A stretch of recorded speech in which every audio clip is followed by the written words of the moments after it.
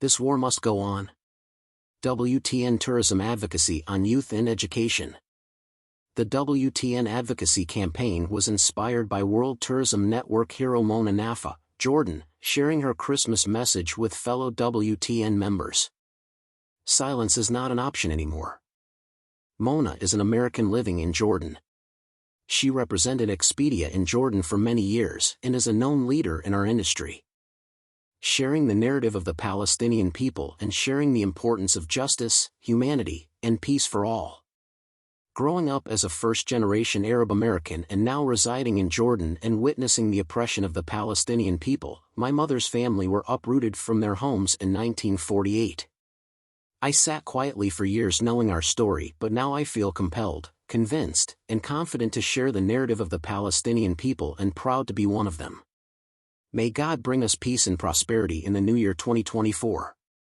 WTN hero Mona Nafa, Jordan. Wars in tourism, what about young people? Wars in tourism, what about young people is the new emerging and ongoing advocacy campaign by the World Tourism Network initiated by Professor Jeffrey Lippman, Belgium, Dr. Taleb Rifai, Jordan, and Jürgen Steinmetz, USA, and the WTN educational think tank by Dr. Snezana Stetic, Serbia. WTN.travel. WTN member Dov Kalman, Israel, recently added his views on peace through tourism in times of war. Iterbonews.com. Fellow World Tourism Network member, Dr. Birgit Trower, Australia, jumped into this discussion saying, "It is truly devastating." In an open comment, Birgit moved the perspective on this WTN campaign. As you state, we cannot rationalize or respond rationally to the horrors of innocent deaths. Like many of us, I feel a sense of powerlessness in these atrocities of war. Yet, here we are continuing to look for paths to a better future grounded in peace-oriented coexistence. You state that the only hope for positive directions will come from young people, as yet uncontaminated by past and present hatred. And you make the point that, despite travel and tourism being viewed as cathartic and transformative, their powers are limited within this threat-laden world of ours. Education to be recognized as a major path of wisdom and enlightenment. Education continues to be recognized as a major path to a sense of wisdom and enlightenment and has been raised as a mechanism in our aspirations for peace in various discussions and Zoom meetings here on the World Tourism Network and Institute Tourism. Education in this sense can be viewed as a path to prepare for peace-dedicated attitudes and actions rather than repair maladaptive and destructive patterns of behavior as is generally associated with the domain of therapy. While there still appears to be a high focus on formal education through educational institutions, we need to remember that a lot of learning happens informally through the observation and experience of the world around us. It is our embodied emotional experiences at any stage in our lives, not least of all as we grow up, that leave their mark on how we perceive and interpret the world around us and us in it. That is why it is important to remember that, as already Aristotle pointed out, educating the mind without educating the heart is no education at all.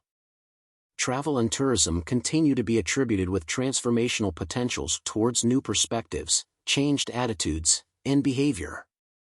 Journeys not only into the outer world but also into our inner worlds offer us opportunities to touch base with who we are as individuals and who we want to be in any relationship, social settings, and circumstances.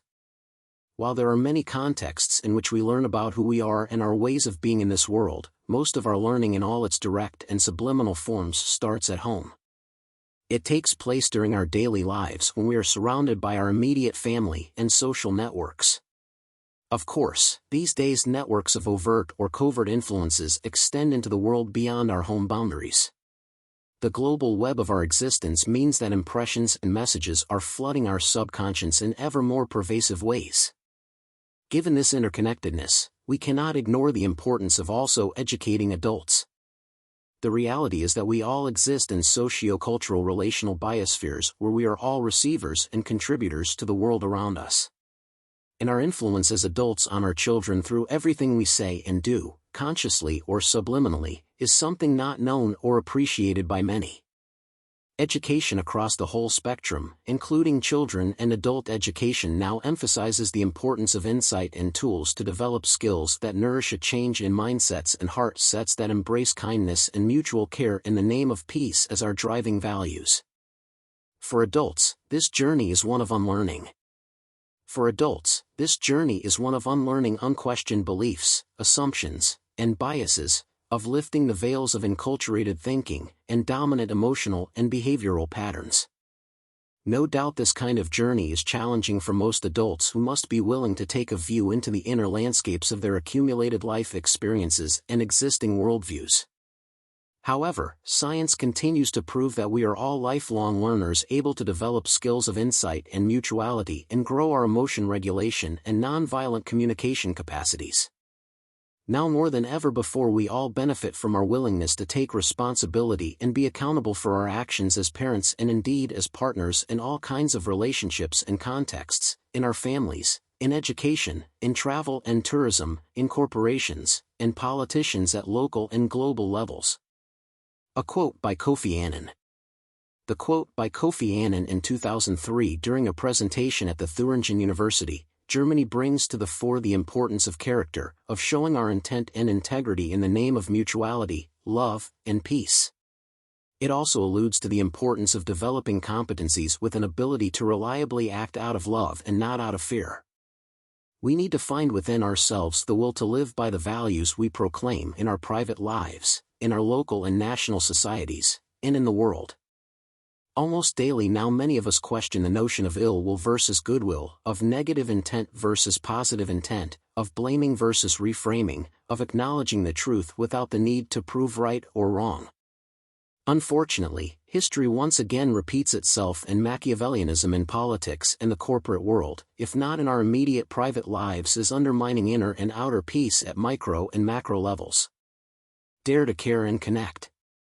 Despite the immense challenges, I believe that we all can take on the role of an ambassador for peace and dare to care and connect, contributing in some way or another to our deep-rooted shared human desire and need for inner and outer peace.